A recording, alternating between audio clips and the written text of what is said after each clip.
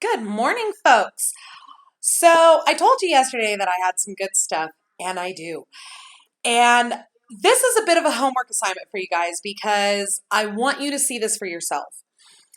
I know that there's been a lot of speculation regarding the car that was found at Stephen Avery's salvage yard with regards to whether or not it's actually Teresa's car.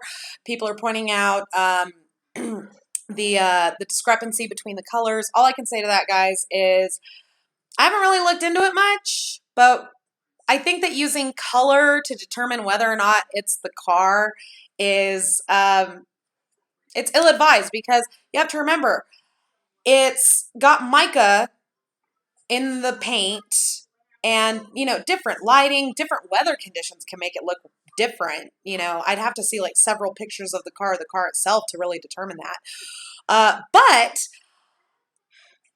I did want to tell you guys about something that a friend of mine and I both sort of ran down and found really weird. And you're going to have to excuse me today. I'm coming down with a cold. So I'm a little fuzzy, lots of sinus pressure. So Brooke, this buddy of mine, Brooke, she ran down, first of all, she ran the VIN number.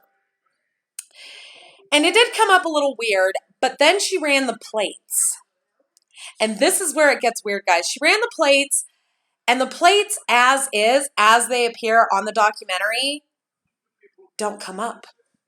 They don't come up to anybody.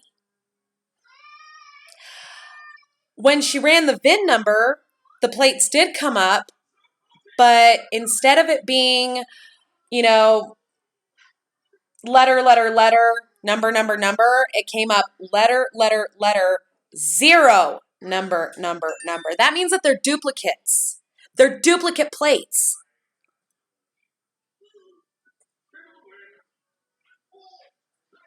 Why would that be? Now, I'm sure that there could be a reasonable explanation. I'm just saying. It's weird.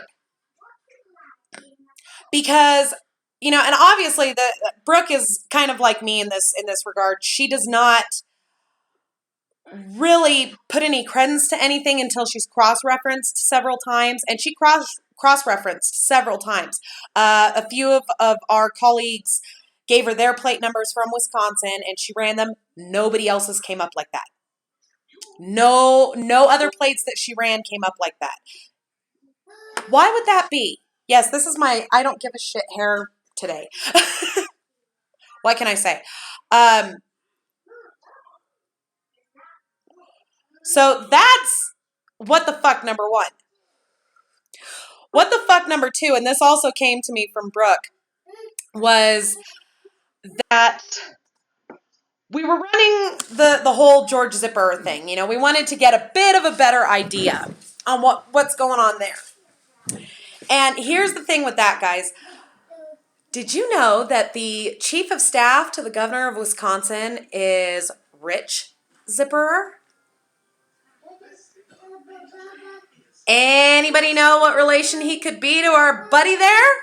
Because I'm currently trying to run down if they're related, and if so, how. But I find it interesting that the chief of staff of the governor of Wisconsin, who refuses to pardon anybody, but most especially Avery and Dassey, his chief of staff is a zipperer.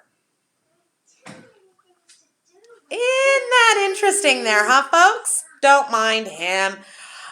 I'm convinced that at 2 years old, they start deciding whether or not they want to be a barnyard animal, and they start trying out different sounds. Thank goodness he's the last one. I don't think I could do much more of this. All right, folks, so I've got some more leads that I'm running down today. Run her plate numbers and then run her VIN number. See for yourself. That's all I got to say on that one. So thank everyone very much for watching, and we will see you next video.